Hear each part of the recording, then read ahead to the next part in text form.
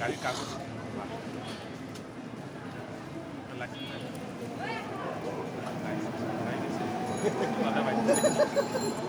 অনেক সেরা যাতে বুঝতে না পারে যে কি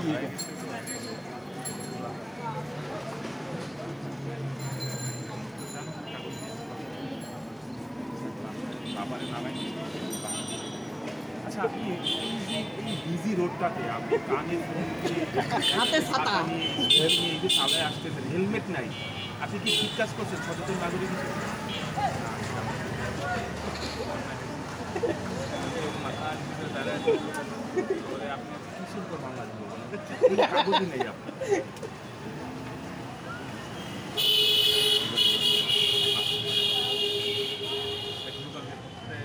দাঁড়ায়